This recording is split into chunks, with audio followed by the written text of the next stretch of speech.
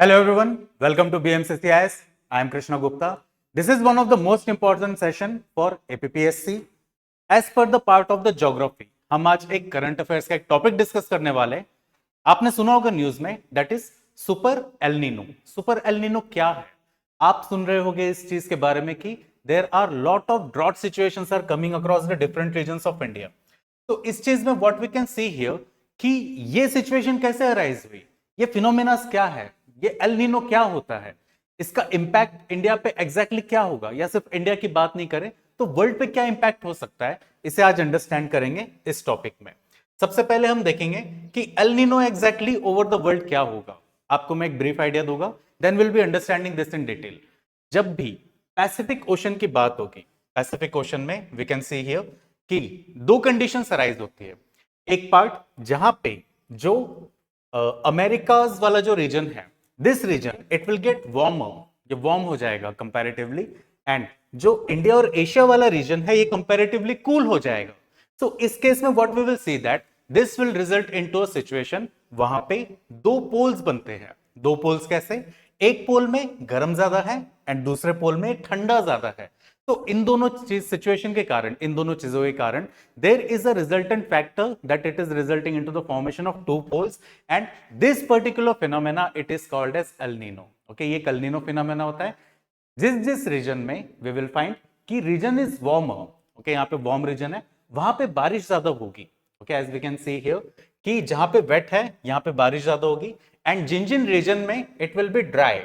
Okay, जिन जिन region में इट विल बी ड्राई वहां पे सूखा पड़ेगा, it will result into the drought condition. Okay, so this is first thing that we need to understand कि एग्जैक्टली एल नीनो क्या है. ओके, नाउ थोड़ा सा आगे बढ़ेंगे, here we will see that mechanism हम डिस्कस करेंगे. First we will come to the part of India. अब इंडिया में वी विल सी दैट कि 2026, okay, in the year of 2026 यहां पे मई के मंथ का एक मैप निकाला गया, and it was seen that the temperature in the regions it is quite very high as compared to the normal. See, climate change एक phenomena हो रहा है जहां पे टेम्परेचर ऑलमोस्ट बढ़ ही रहा है, 1.1 डिग्री सेल्सियस क्रॉस हो चुका है. This report was provided by IPCC ने इसे ऑलरेडी बता चुका है. बट उसके बाद हम ये देख रहे हैं कि इंडिया में specifically this year, in the year of 2026, there is a very high temperature. For example, if we will look at the western India, okay, that is the part of Rajasthan, Gujarat, Delhi, यहाँ पे 47-48 degree Celsius it is getting normally cross. ये normal cross हो रहा है, which is the question. ये एक बहुत बड़ा क्वेश्चन हो रहा है because this region it will be most impacted. यहाँ पे ड्रॉट आने की सिचुएशन बहुत ज्यादा हो जाएगी. बट जब इसका रीजन ढूंढा गया कि ऐसा क्यों हो रहा है, नॉट ओनली दिस पार्ट, हम देखेंगे कि जो इंडिया का जो सदर्न पार्ट है, लाइक महाराष्ट्र वाला रीजन या फिर जो ईस्टर्न इंडिया वाला पार्ट है, कोलकाता वाला region, here also the temperature is very high, it is exceeding the normal conditions. तो इन चीजों का जब पता लगाया गया कि ये क्यों हो रहा है exactly, so it was seen that this is the year of El Nino. This is the year of El Nino.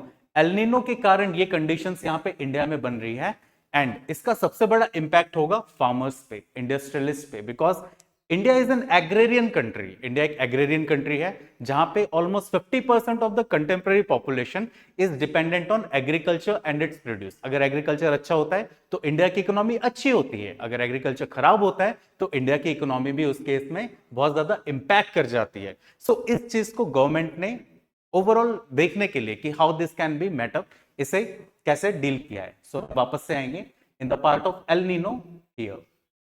Now El Nino के बारे में बात करेंगे, व्हाई दिस फिनोमेना ऑकर्स, ये एग्जैक्टली होता क्यों है.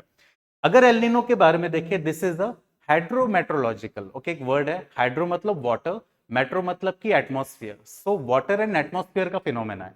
इस केस में हम क्या देख रहे हैं कि यहाँ पे not only the ocean but also the atmosphere is involve here. अगर मैं इस फिनोमेना को थोड़ा डिटेल में समझना चाहूँ कि यहाँ पे एग्जैक्टली होता क्या है. एल नीनो में क्या होता है, इस पर्टिकुलर रीजन में, पैसिफिक रीजन में, we have trade winds which is also called as easterlies. अब ईस्टर्लीज यहां पे क्या करती है कि they move, okay, they move from the Pacific region towards the Asia region. Pacific से एशिया की तरफ जब वो मूव करती है, सो वो थोड़ा बहुत पार्ट ऑफ वाटर जो यहाँ पे है, it also drags that water, and वो सब पुश करके क्या करती है, धीरे धीरे वो उसे जो एशिया वाला रीजन है वहां पे जमा करती है. बट इस केस में हम क्या देखते हैं कि जब जब okay, when ever this trade winds ये थोड़ा सा भी अगर दे गेट वीकन, ये वीकन हो जाता है, ओके थोड़ा सा ये कमजोर हो जाती है। सो इन दैट केस क्या होता है कि this will result into a condition जहां पे जो वार्म वाटर है इस साइड में ये ज्यादा इकट्ठा होने लगता है। So here we will see that कि जो एल नीनो वाला फिनोमेना है ये नॉर्मल कंडीशन बताए जो न्यूट्रल कंडीशन है। Under neutral condition we can see in this first part of this diagram कि warm water is present here because the air or the wind, it is pushing, it is dragging that particular upper surface of water towards this Asian region. Okay, ये normal condition हुआ। Second condition में हम क्या देखेंगे कि जो trade winds है ये यहाँ पे थोड़ी सी वीक हो गई है। ओके, ये वीक होने के कारण हम क्या देख रहे हैं कि यहाँ पे there is a change in the stance. Okay, यहाँ पे चेंज क्या हो रहा है कि जो गर्म पानी है इस केस में whatever the surface warm water is, ये इसी रीजन में either it is present towards the eastern Pacific या तो फिर towards the central Pacific यहाँ पे इकट्ठा होने लगता है। एंड धीरे धीरे हम क्या देखते हैं over the time period, most of the warm water it is present over the region of the eastern Pacific. जो अमेरिकाज वाला रीजन है ये यहीं पर ही इकट्ठा हो जाता है। And comparatively what we will see here that जो एशियन वाला रीजन है, ओके पैसिफिक ओशन का जो एशियन वाला रीजन है, here we will see that water gets comparatively cool. So this is exactly opposite to the condition of first part जहां पे we have a neutral condition. ये neutral condition से exactly opposite हो जाता है। Because of this we see that there is a condition of El Nino. ये El Nino condition को arise करता है। Now यहाँ पे हम देखेंगे कि इसका exactly impact क्या होगा। इम्पैक्ट ये होता है कि जहां जहां पे वाटर इज वार्म, अब वाटर की एक कैरेक्टरिस्टिक होती है व्हेनेवर इट गेट्स वार्मर, जब ये वार्म हो जाएगा there will be certain part of evaporation, और वहां का जो एटमॉस्फेयर है वो ह्यूमिड हो जाता है। And because of it gets humid वहां पे क्लाउड्स बनते हैं। क्लाउड्स बनने के कारण कुछ पॉइंट के बाद में there will be rainfall. Okay, so जहां जहां पे पानी थोड़ा सा वार्म है, wherever the water is warmer, वहां पे बारिश वाली सिचुएशन बनेगी। बट जहां जहां पे वाटर गेट्स कंपैरेटिवली कूलर, जहां पे भी वो कंपैरेटिवली कूलर होगा, this will result into a condition जहां पे moisture present in the air ये डिक्लाइन होगा। क्यों? क्योंकि इवेपोरेशन से मॉइस्चर प्रोवाइड नहीं हुआ। यहाँ पे जो क्लाउड्स है वो काफी कम बनते हैं, एंड क्लाउड्स कम बनने के कारण उन रीजन्स में रेनफॉल डिक्लाइन करता है। नाउ इंडिया की कंडीशन में देखेंगे तो इंडिया की कंडीशन में whatever the region we have as a part of the Indian Ocean, northern Indian Ocean की बात करेंगे, यहाँ पे कंडीशंस गेट ड्रायर, यहाँ पे कूलिंग होता है। Okay, because in this part यहाँ पे कूलिंग हो रहा है, and because of this cooling condition India में मॉनसून वीक हो जाता है। Monsoon gets weak here because of this. थोड़ा पार्ट ऑफ सदर्न इंडिया वाला अगर छोड़ दिया जाए, थोड़ा पार्ट ऑफ सदर्न इंडिया वाला छोड़ दिया जाए, तो rest of complete India it will experience a very low rainfall, below low rainfall होती है। नाउ कुछ क्वेश्चंस पूछे गए थे पास्ट में कि एल नीनो ला नीना में हाउ इट इज लाइक कि एल नीनो जब भी हर साल हमेशा जब भी आएगा, so will it result into such kind of drought situation. तो ये देखा गया कि कुछ पास्ट ईयर्स में, जैसे 1997 में आया था, देन 2005-6 में आया था। So in that condition not all the El Nino conditions brought a drought condition. कहीं पे 10% डेफिसिट, कहीं पे 12% deficit, but in certain conditions 1 या 2% डेफिसिट ही रहा, सो उससे बहुत ज्यादा ड्रॉट कंडीशन कंसिडर नहीं किया गया था। But this year this is one of a very important part, because पहले से ही टेम्परेचर इंडिया में इंक्रीज होना शुरू हो गया है बिकॉज ऑफ इंक्रीज ड्राइनेस, जो हम इस मैप में देख रहे हैं।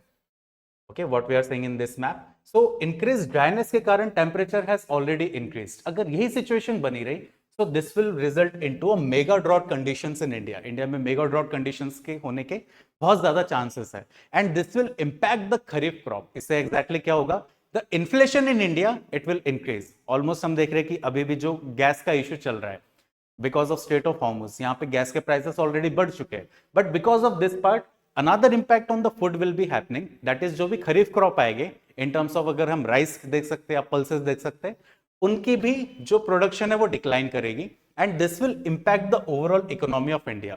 हम एनर्जी क्राइसिस में ऑलरेडी बहुत सारी चीजें फेस कर रहे हैं, this will also result into the food crisis in India. ये फूड क्राइसिस को रिजल्ट कर सकता है। So this is a topic what we can see, that is the super El Nino. Okay, super El Nino and its impact in India. So guys, see you in the next session. Thank you very much. Take care.